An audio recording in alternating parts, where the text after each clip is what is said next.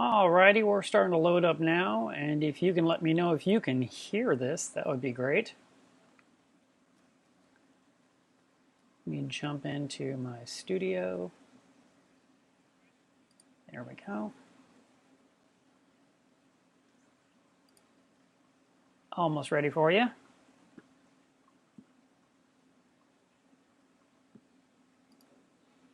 Live stream. Wish there was some way to trim off this first 59 seconds. Oh, good. Thanks, Ryan. Hey, it's good to see you guys. Today's conversation is going to be about aquarium stands, and I wanted to get into that with you guys. And I wanted to see what you thought about, well, I definitely want to hear your opinions. Let me move this out of the way. And I would really like this on the other screen. And I have an idea I want to try too. Don't know if it's going to work. So let's see if there's a pop-out option. Pop-out chat. Okay. So I got that box. Now, if I can make this software somehow magically cooperate, that would be awesome. So I wanted to do... Okay.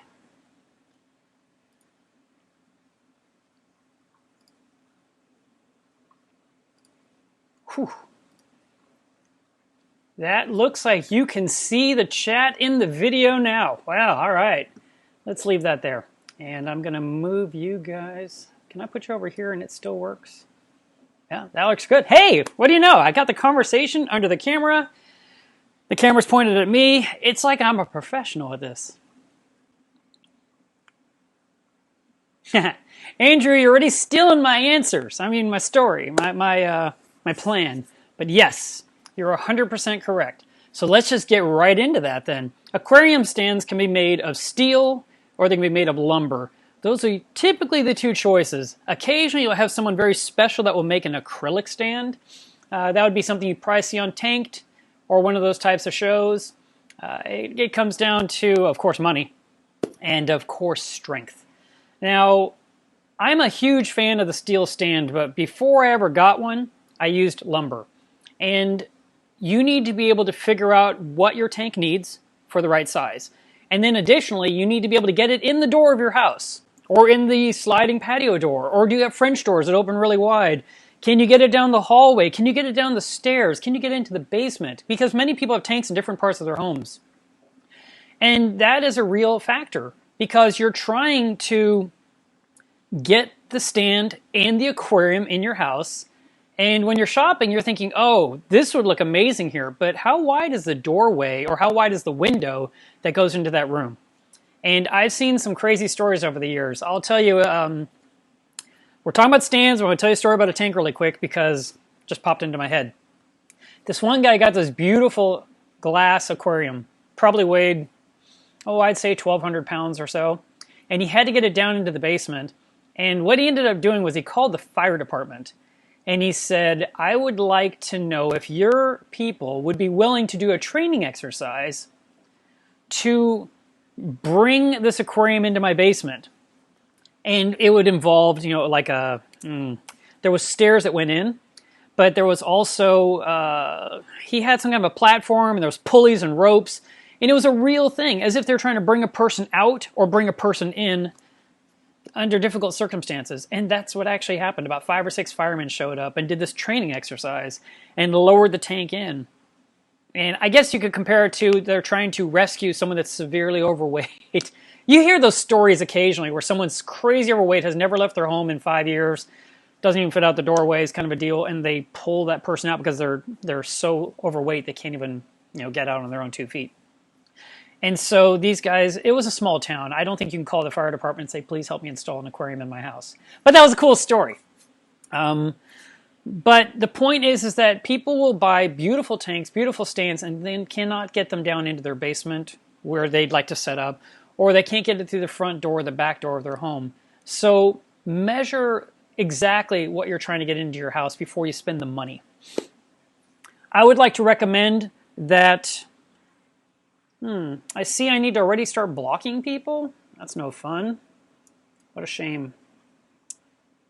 Let's see. I'll go back here.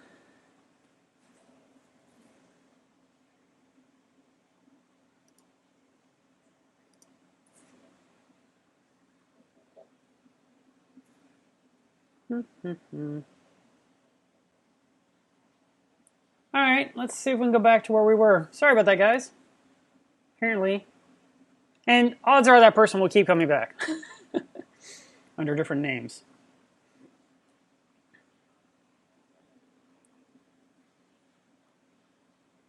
All right. Does that window show up for you guys? I made some moves here. Why do people have to ruin everything good for us? Hello, Australia. All right, I'm just fixing something here. Try that again. Alrighty.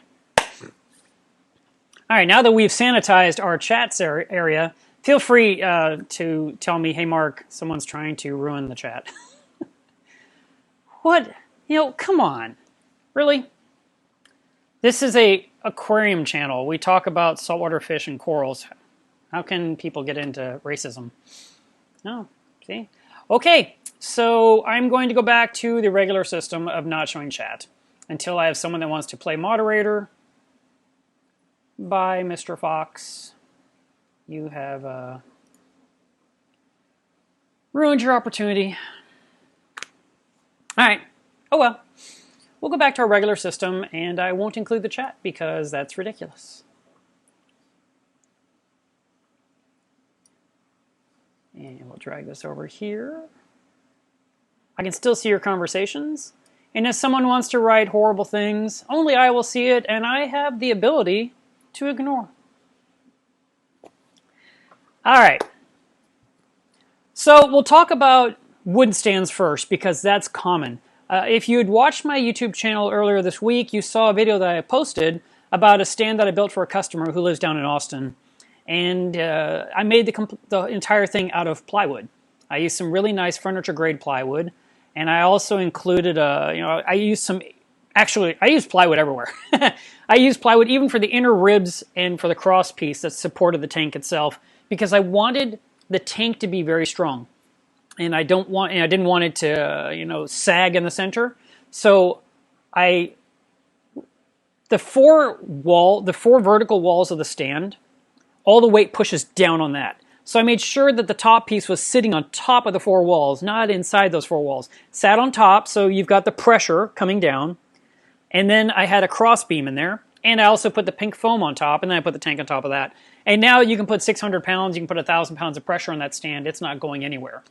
It was nailed and glued together. Another choice, if you're wanting to build your own stand, is you can screw it together. Let me tell you something about wood glue. Wood glue is amazing in that it holds the plywoods together. A lot of furniture you purchase is glued together. The reason for the nails and the screws is to hold the lumber together while the glue is curing. And a lot of times when you try and break that stuff apart later on, you'll actually break some of the wood because the glue is so good. Now, using screws is probably going to be the most popular choice because you can control it. You can drill a pilot hole first, and then you can drive your screw all the way in. You can countersink the screw a little bit, and then even cover it with some putty or a little wooden plug. And then when you stain it or you paint it, you'd never even know. And that's a really nice method of putting together a stand if you have limited tools. All you need is a drill. In my case, I would have two drills because I want to use one to drill the pilot hole, and then I want to use another drill to drive the screws in instead of having to cross back and forth all the time. Thank you for offering to be a moderator. I haven't tried to figure that out yet. I don't know how to assign it, but let's see if I can... Oh, I see there is an option here.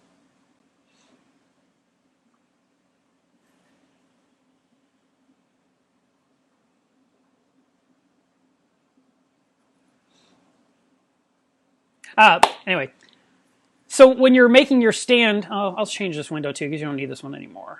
That one's done. Let's go with this. There you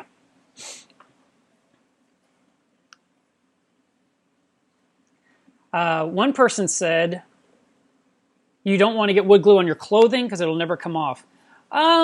I've not had that problem, but maybe you let it sit in there too long and didn't try to rinse it out immediately. Typically when you work with anything like a project like that, working on your car, building an aquarium stand, cleaning equipment, don't wear your nice clothes. You know, wear your working clothes, your workshop clothes. You want to make sure that you're wearing things that are not going to get caught in equipment or get caught in the drill. You know, if it's winter and you're cold, I'll tell you, I watch a lot of YouTube videos myself. And I was watching a video of a guy recently who wears a huge scarf. And I was very distracted by the scarf. And I kept wondering, why is he wearing this ginormous scarf? Because it was really, really, really huge. Well, maybe you guys have seen this channel. I'm not putting them down, but my point is, don't wear a giant scarf when you're working on power tools, because it might snag and strangle you. You know, you want to be careful about what kind of gear you have. Loose clothing, you know, shirts with flaps hanging off if you're working around routers, table saws, you know, hand saw, skill saws. These are all power tools that you could be hurt with if you're not wearing clothing that's tight to your wrist, tight to your body. So keep that in mind. I mentioned before about thinking about how the pressure of the tank is coming down on the stand. If some people will build the entire stand out of 2x4s, and that's fine. I mean, they build houses out of 2x4s, okay? And you're talking about one aquarium in a corner that's maybe 4 feet long by 2 feet wide, or 6 feet long by 2 feet wide, or 6 feet long by 3 feet wide. You know, it's a small footprint. And don't know that you necessarily need to use 2x4s. I mean, yes, you definitely can. The ease of throwing some 2x4s in your car might be simple, but then you're going to skin it with something. You're going to cover it up with some kind of lumber. And typically I would recommend plywood. And if you're going to use plywood, well, you know, make the stand out of plywood. That being said, I had a 280-gallon Reef, which was 6 feet by 30 inches by 30 inches that I ran for 6 years. And it sat on a platform that was made completely of 2x6s. But it also is sitting on top of half a wall that I hadn't cut out. You know, I'd cut out the window area, and I had this wall, and the tank stuck out a little bit, you know, about this far out the front, and you know, it stuck into the room 24 inches. But the platform I wanted to be super sturdy, and so I made it out of all these 2x6s. And then I had a huge 4x4 post in the corner to hold up the far corner that wasn't being supported by walls. And that held up for 6 years with no issue. Matter of fact, the foam that was underneath the tank that was there for 6 months had compressed about that much. It was just a smidgen. It was exactly the thickness of the trim. And I wasn't even, I was kind of thinking it would be more crushed, and it wasn't. Now, let's see what we're talking about here. The wood glue that I've been using is something I find at Home Depot. It's not anything special. I mean, there's Gorilla brand, and there's other one. I think mine's called Woodcraft. I've had the same bottle for a couple of years. As soon as I'm done, I seal it, so it lasts. It doesn't dry out or get clogged up. You can always chip out the little bit that's caught in the tip, and then you're ready to go again for the next project. And I really do enjoy gluing projects together rather than just relying on the nails or screws. I think the glue is very important, and I would highly recommend that you are gluing as you work together.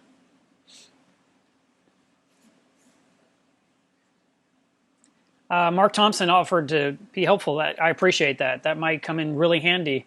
We could work out a system where we can dump people that don't belong. I can't believe someone was messing with it. Well, actually, it was probably more than one person. Oh well, I guess some people thrive off of drama. Now, I want to ask you guys, and you can comment here in the replies, what is your optimum height of your stand? What is the height you prefer? And, feel free to type in your thoughts. For me, I like a tall stand. I like a stand that's probably taller than most of you prefer. I like it to be around 38 inches to 40 inches tall. And a point of reference, a doorknob on any door in your house is at 36 inches high. That's the standard height in all homes. So I like the stand to be a little bit taller, and then the tank goes on top of it. And that way I can stand in front of my Reef and enjoy it. I really do not like having to bend down to look in a tank.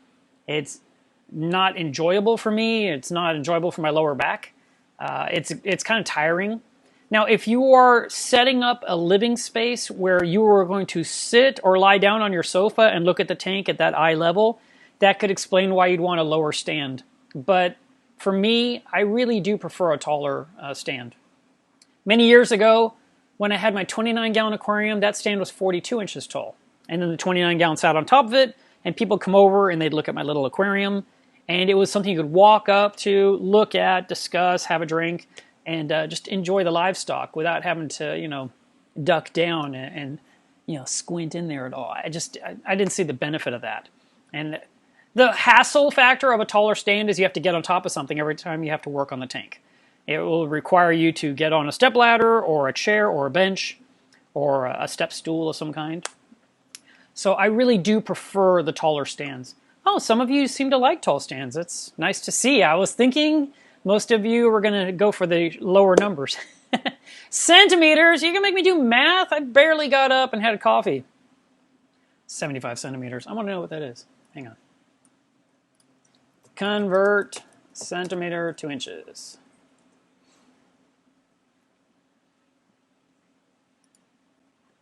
75.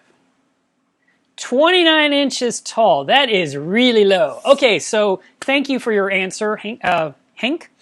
That is exactly the answer I was looking for, believe it or not. I just didn't expect it to be metric. When you have a short stand, it makes it really difficult to put a sump underneath, and it's even harder to get the equipment into the sump because of the height of the sump itself. You might end up with only a little bit of space above, and that's very hard to put a protein skimmer through, and a return pump, and a reactor, and all these things that have to fit into your sump. With a short stand, you'll run into a real problem. I had a customer come here today, and he was picking up some acrylic stuff I'd built for him, and then he showed me a picture of his tank with his, his brand new tank. The tank hasn't even had water in it yet, and his stand looked kind of short, and I was trying to encourage him, take the tank off the stand now, make the legs taller, put the tank back on there, and you'll be happy for the next 10 years. And, he's just ready to start the tank, and I get it, Not everyone's as patient as I am. When I was working on building the fish room for my 400-gallon, I was in no rush. I mean, I wanted it right, and I didn't care how long it was going to take. And the longer it took, I didn't become more impatient. If anything, I thought, I've waited this long. Why would I rush this last part? I'm going to take my time. And so it ended up taking me 7 months to get that room exactly right. But I've been using that room since 2011. So I've been very happy with that room. But he said, he'll only have this tank for a couple of years. He's already planning his upgrade. And I was like, all right. But the point is, the sump was very tall in his limited space. He had the skimmer in there.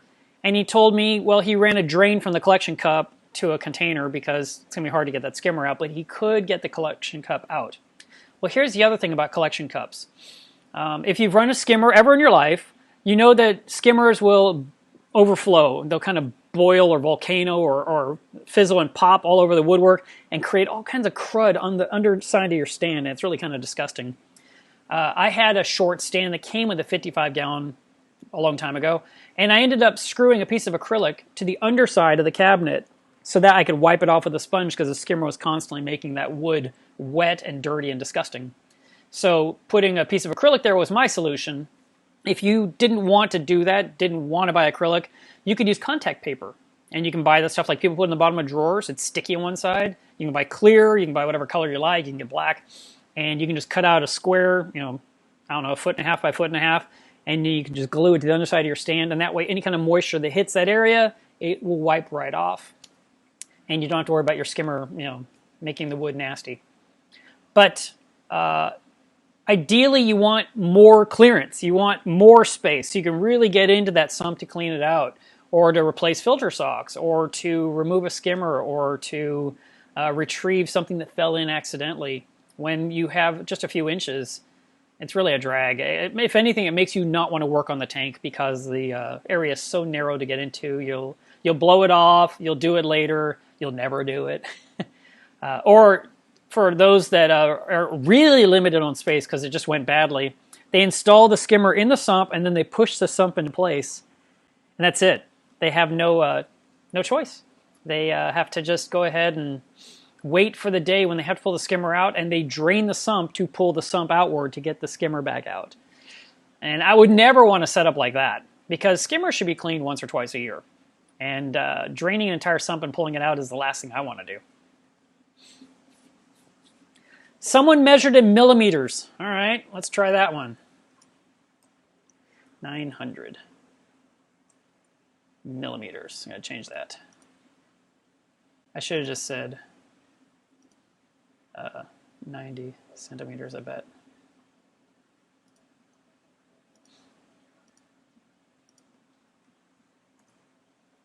$35 All right. Yes, thank you, Leon. 35.43 inches to be exact. And that's a good height. I like more space. Like I said, okay, so mine, when I was talking about wood, I didn't really get into steel yet. Let me switch gears into steel. We're already 20 minutes into this chat. When I was setting up the 400-gallon, I decided I wanted a steel stand this time. And I talked to the fish store by me, Frank's Tanks, and said, I need to order a steel stand. Your guy makes you steel stands for the store. And he says, yeah, I'll put you in contact with a guy. And I had the guy come out. I just felt like, please come here, see what I'm dealing with. You know, it was just a few blocks away. And I explained to him exactly what I wanted, and he built the perfect stand. He made it out of 2-inch square steel. The steel is 1/4 inch thick, and it's completely welded and powder coated together. And he delivered it in the fall of 2010, and I didn't start the tank until February of 2011. And I still have that stand to this day, and it is 98% perfect. There is one spot that kind of rusts a little bit, and I clean it off from time to time and apply a little bit more paint to that spot. It's just an area that gets moist for some strange reason, and I'm not really sure why. I'm hoping to resolve that somehow, find the source. But when I was ordering the stand, I really debated the height. I wanted the stand to be 40 inches tall. That was my goal. And the reason for that is because there's 2 inches at the top and there's 2 inches at the bottom, which gives me 36 inches of space in between. And then there had to be a piece of plywood, and then the sump would sit on top, and now you've got it down to maybe 15 inches of space to get a big skimmer in there. And my Reef skimmer was probably about 14 inches in diameter with some of the plumbing sticking off the side, maybe 15. And I had to be able to navigate that huge skimmer into the sump, so I had to have that kind of clearance. And then I thought, well, if I make the stand 40 inches tall, and then on top of the stand is probably going to be a piece of plywood, which is 3/4 of an inch, probably a piece of foam, which is another 3/4 of an inch. Then you got the tank that's 30 inches tall. And I was doing the math. I said, well, how much space do I have to the ceiling? Because I have to put my light fixtures above the tank, and there had to be 16 inches between the light and the water. And I quickly realized I'm actually too close to the ceiling because I wanted my lights to roll on a rolling rack, which you guys may have seen on my channel. And so the rack comes down 1.5 inches, and then it has these steel rods that come down, and the frame itself had to have clearance for the rollers. And so I ended up deciding, okay, I'm going to make the stand 38 inches tall, and I'm going to set the sump down inside the frame of the stand instead of on top of a plywood board. That gives me 2 inches back. And that is what worked out. And it's worked out to this day. I'm still using the same sump that I built way back in 2010. So it is now on its 8th year of life. And I'd like to replace it just because I do better work these days. I don't need to change it. I just would like to. I don't know if I will. I probably won't. It's not like I have free time. I'm always busy, right? So I have just gone ahead and used what I have all this time, but that height worked out great. Now let me jump to your questions. I see some of your questions are coming in. Okay, Monty Knows It All asks a question. Monty, if you know it all, why are you asking questions? You know it all. He wanted to know, what kind of paint would you recommend for a wood stand to prevent water and salt corrosion? The product that is ideal for inside a canopy area, like when you're making the woodwork for the top, is going to be Kilz, which is Kilz. And it's white, it's flat white, and the reason we've used it in the past, I don't know that people are using it so much these days, is we had metal halide lighting and we were trying to reflect the light into the tank. And the flat white is just like flat white on your ceiling of your home. It makes the whole room brighter. You ever notice in a house they don't have gloss paint on the ceiling? It's always flat. That's intentional. It spreads the light better than gloss, even though you would think gloss would reflect, but actually it doesn't. So Kilz is a great product to use to protect the wood from water and salt damage. And then you can, of course, paint another color over that if you wanted, because you're not using metal halides. Odds are you're using LEDs these days, or T5s. So you're not really thinking about reflective qualities, you're just thinking about protect the wood.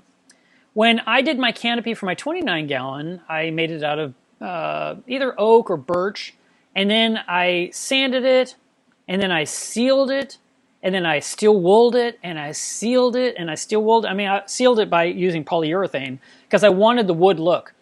I ended up doing 8 coats on that canopy and stand, and I did in the dead of winter. My garage was probably 33 degrees, and it would never dry. It took forever for this stuff to dry. It probably took me 10 days to get this thing completely finished with the seal, and I hated it. I hate that kind of. I really don't like the sealing part because I'm not good at it. And when I go into a custom home and they have these beautiful cabinets and you look at the finish, it's all glossy or semi-gloss, but there's no drips, there's no runs, there's no pools. The guys that do this for a living are exceptional at it, and I wish I had that kind of skill. So instead, I buy a sprayer, and I thinned the polyurethane down with the right amount of thinner, and I used a spray gun with a regulator to lower the pressure, so it's just putting out, I don't know, 20 psi or 15 or whatever the number was. It was a long time ago when I did this.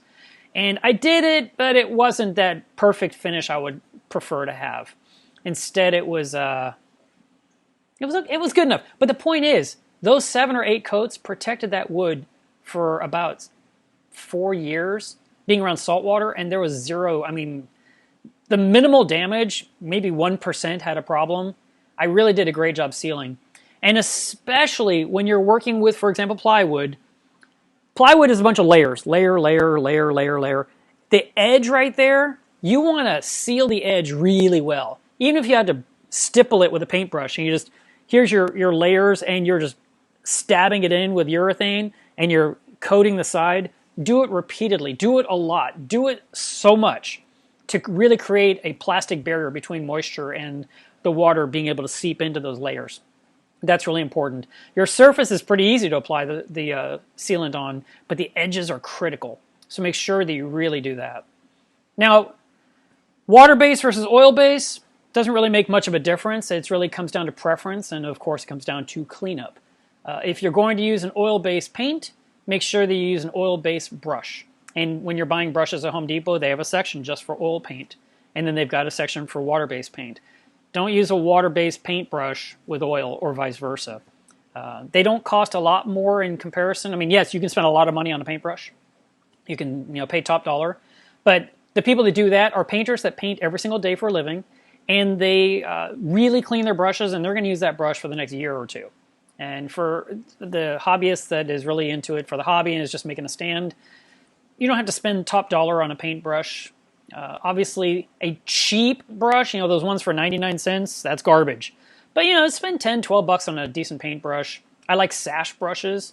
A sash brush comes down and it has a tapered edge, and it's really good for getting into those corners and getting a smooth stroke all the way across the wood. I would really recommend just taking your time. Don't rush the project. Try to be in an area where fresh air can get in if possible. Don't keep messing with it. And you'll end up getting a really nice, clean finish, whether it's paint or urethane. Since I did that video that you guys saw earlier this week with the wooden stand I made, I am now primed to do the woodwork for my 400 gallon that people have been harping on me for years. And it's so funny. They're like, you haven't done the woodwork. When are you going to do the woodwork? I'm like, it's just not that important to me. I actually enjoy seeing every part of my tank. And the only reason I put that one thing across the front is basically just because people complain about seeing the lights when they come over. It really doesn't bother me. I enjoy, it kind of feels modern, and I can't think of the word that's in my head right now, but technical is not the right word, but there's just a way it looks, and I really like it. I really do enjoy it. But I am planning to do cherry wood all the way around my tank. And when I do that, I'm going to buy cherry skinned plywood. And I heard this years ago, so I don't know if it's even true, but I heard back then that it was going to cost me about $85 a sheet. And as far as I know, I need about 3 sheets to do this project. And then I wouldn't actually put cherry stain on it. I would just varnish it. and let it become the cherry wood color naturally over time. And I should have done it years ago, but I didn't. It wasn't a priority. It never has been. I actually like not having things in my way. But I'm going to do it, and I'm sure everyone's going to say, oh, that's amazing, and I love it, and you should have done this a long time ago, and that's fine. You guys can tell me that. It'll be a good thing to share on YouTube, too. I think you'll enjoy it.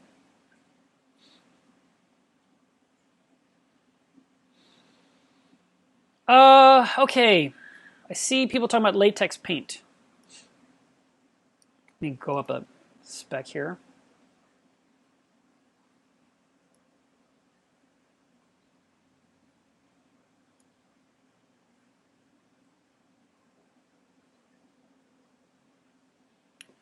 Yeah, I mean, latex paint is fine. Just make sure that everything you paint has had time to cure before you ever set up the tank. And if you're doing woodwork around an existing tank, don't. Because the fumes from paints and sealers and stains, all those fumes are not good for your aquarium. They're not good for the livestock. So preferably if you could do that in a garage or in a workshop or in a basement away from the livestock, that would be best.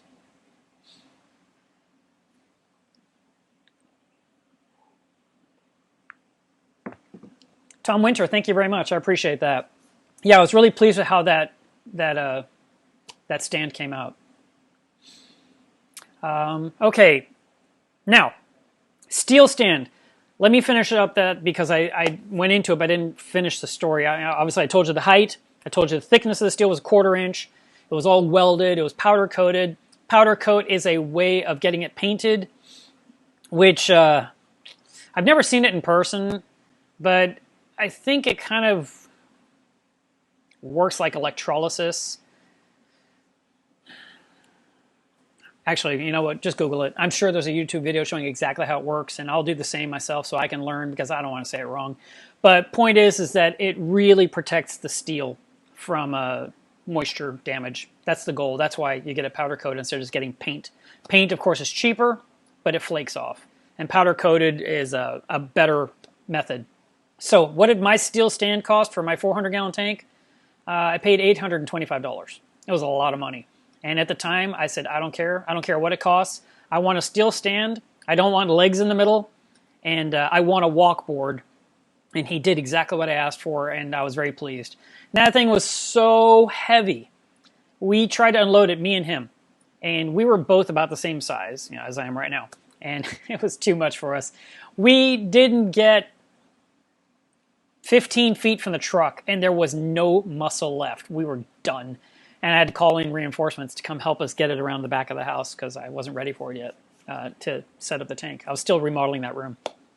But very, very heavy, very durable, very stable, and having the walkboard built into the stand to where I could remove the walkboard and put it into place on either side of the stand. That was my goal, and he did a great job with that. And I've had a lot of people ask me for details. There's actually a page on my website that shows all the pictures of it that I took back then. And you know, people are trying to emulate it. By all means, go for it. I don't think you'll regret it. Now, keep in mind, I have a huge tank.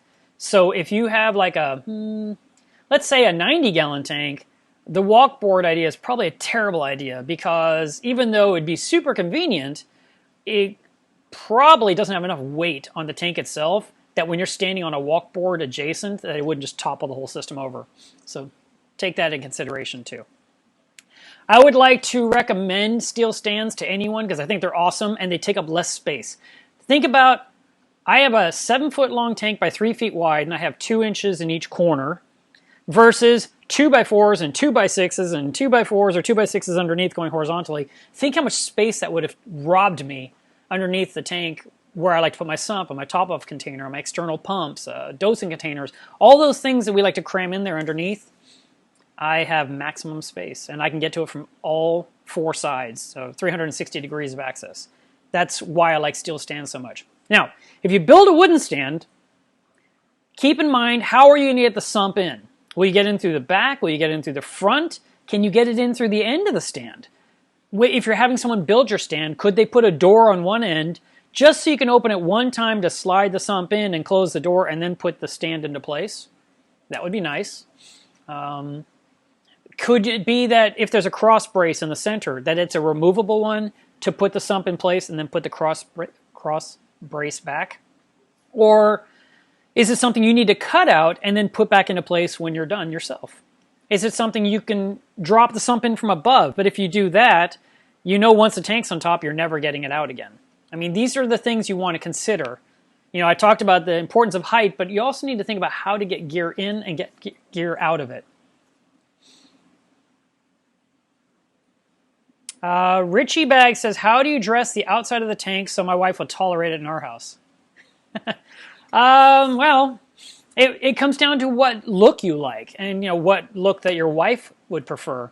My last tank, like I said, it was built into the wall, so I had the painted wall, and then I did woodwork underneath that was more like a shelf with crown molding underneath, and that was just large enough to put fish food on, put tongs on there.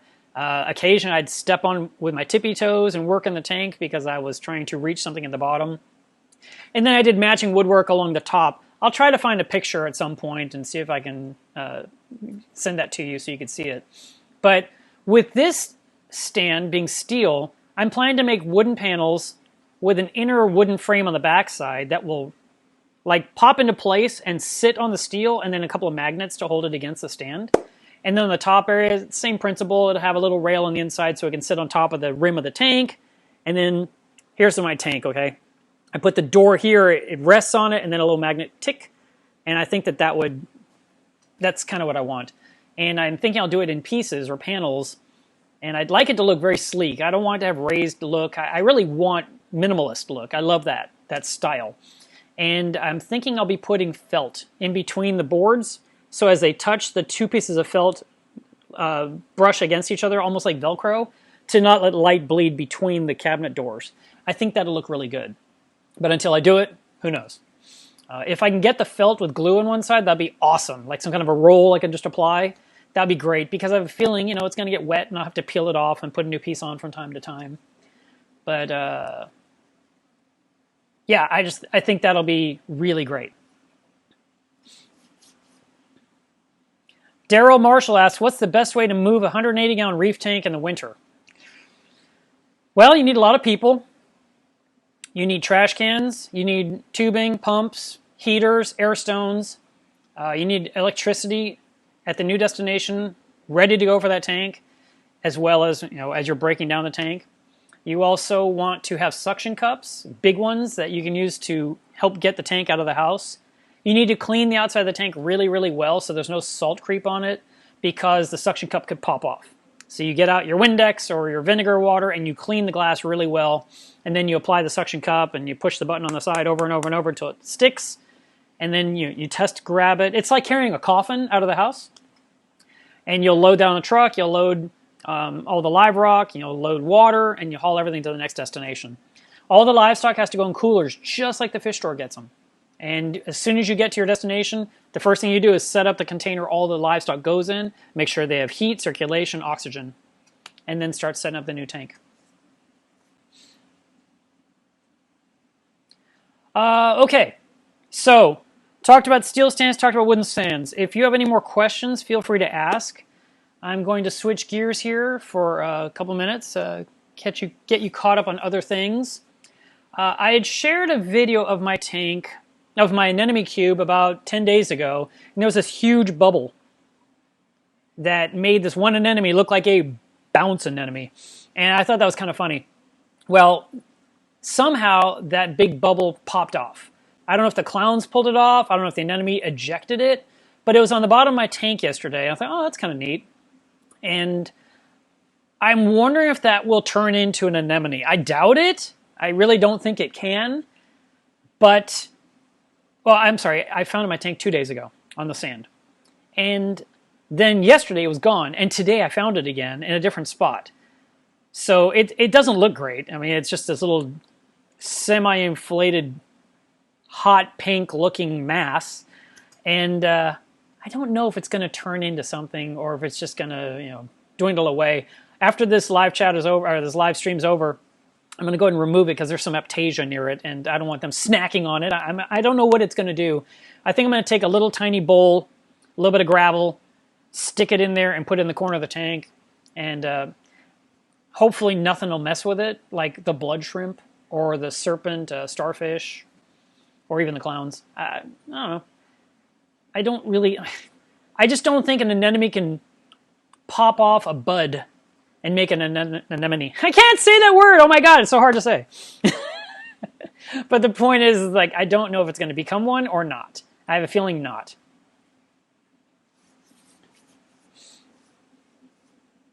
Rick, congratulations on your new diamond goby. That's exciting. It's always fun to get new livestock.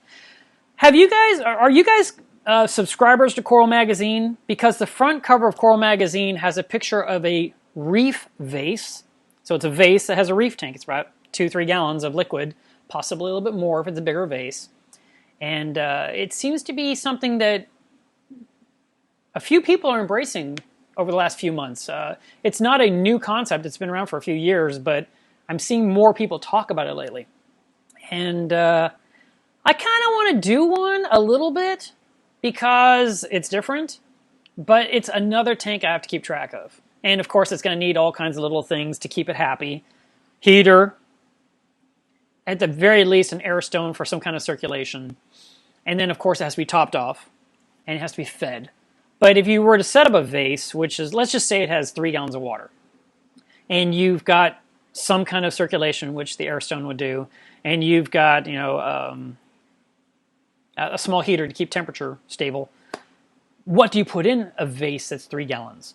You can put a little bit of gravel, you can put a piece of rock, you might put some acans in there, you might put some zoas in there, you might put in some sexy shrimp or a pom-pom crab, you might put in 1 clown goby, you know, because it's not going to be able to support a lot of fish.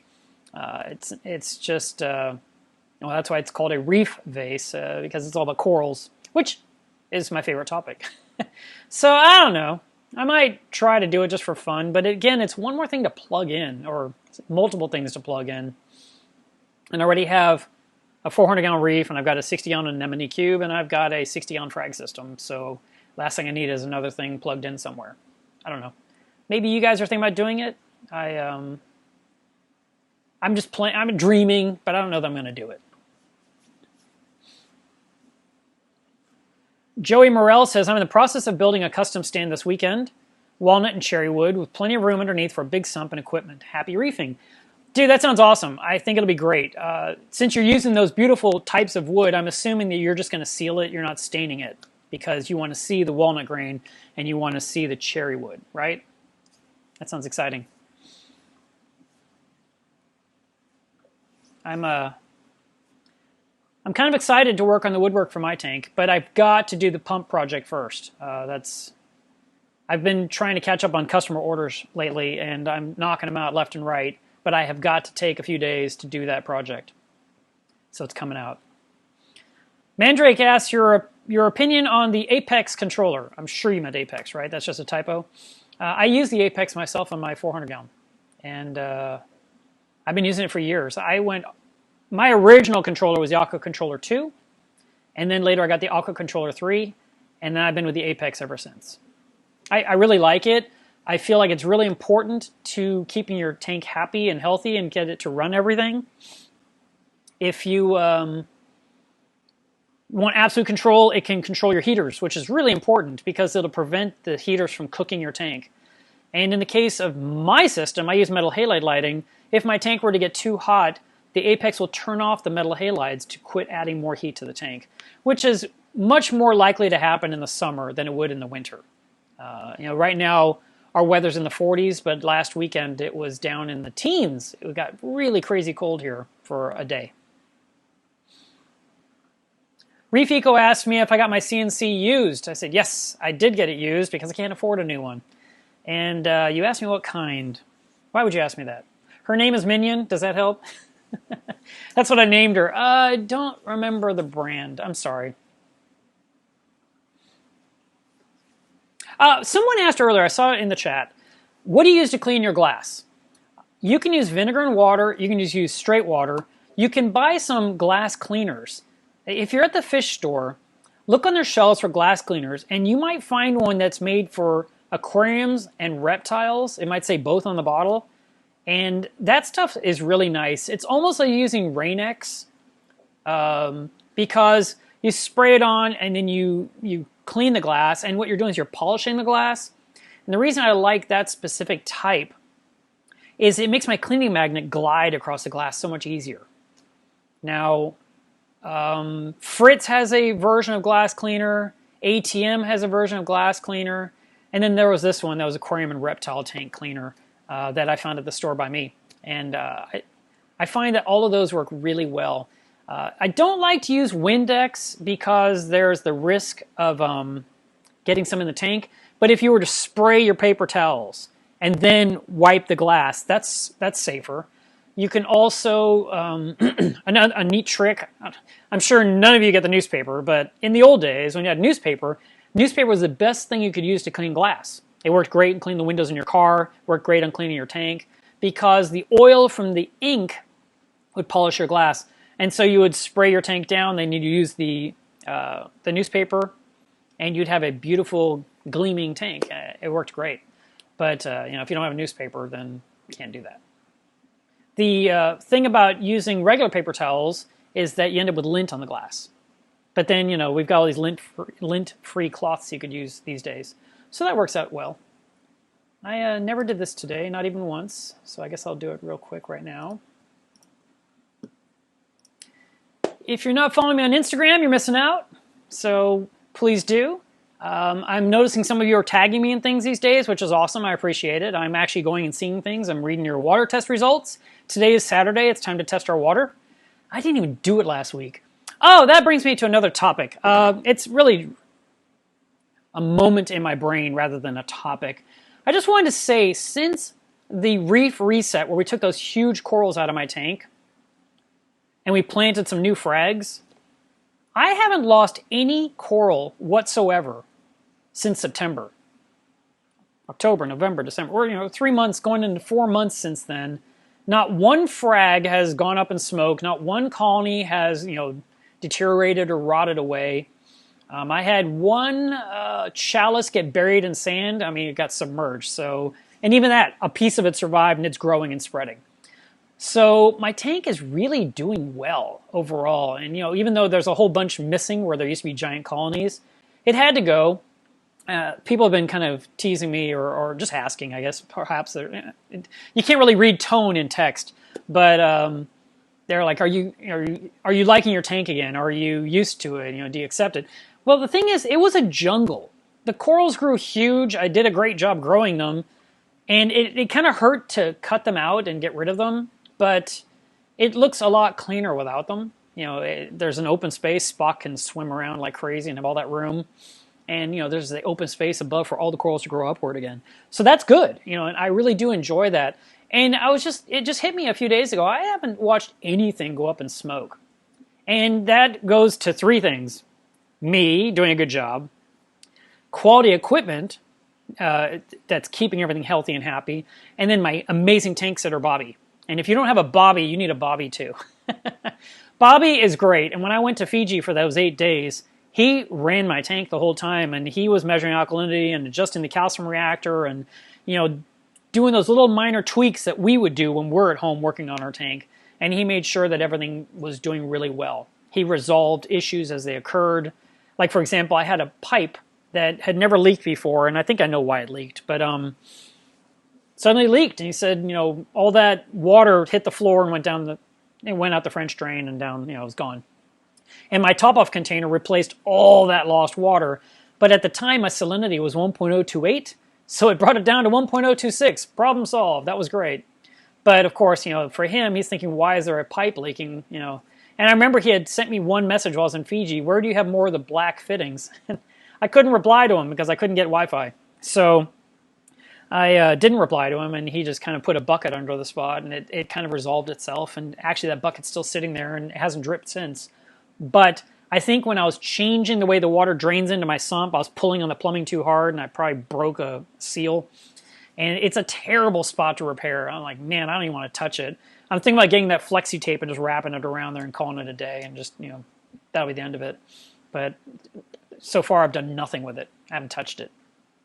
Maybe I'll do some cutting and put a union in there so I can reconnect it in a cleaner way. But anyway, he did a great job making sure that everything is healthy and happy, and there's no loss of life, and that's just amazing. I think everyone should have a really good tank sitter, and if you don't have one yet, you should train someone and create that awesome person that can be your helper as well. Bobby already has a Reef tank, so we're on the same page. Yeah, it works out really well. All right.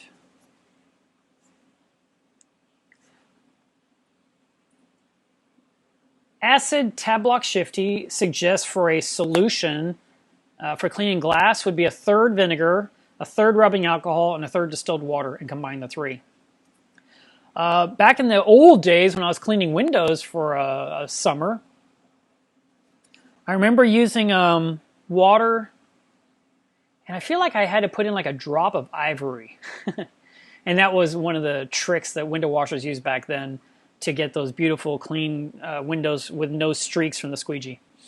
But vinegar and water is very effective at cleaning tanks.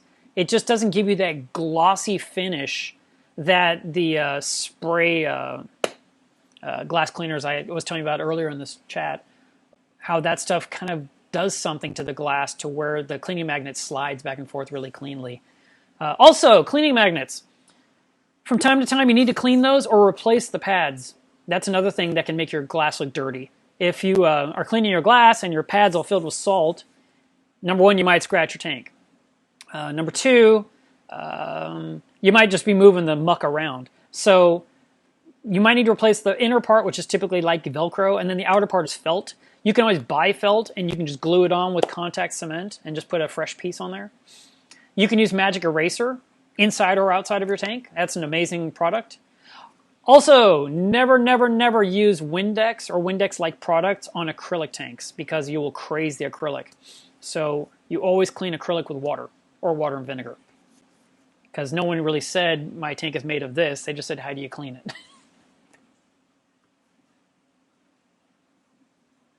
All right, guys. Listen, I really enjoyed our chat. I'm going to wrap up for today. We're almost at an hour. And I hope that if you are planning to build a stand in the future, that you make it the proper height so you can get good access to work in your sump beneath and so you can enjoy your tank. I'm part of the generation that likes to stand in front of a Reef tank rather than sit in front of one. And I feel like all of you should be like me. So have a great weekend, and I will see you guys next Saturday.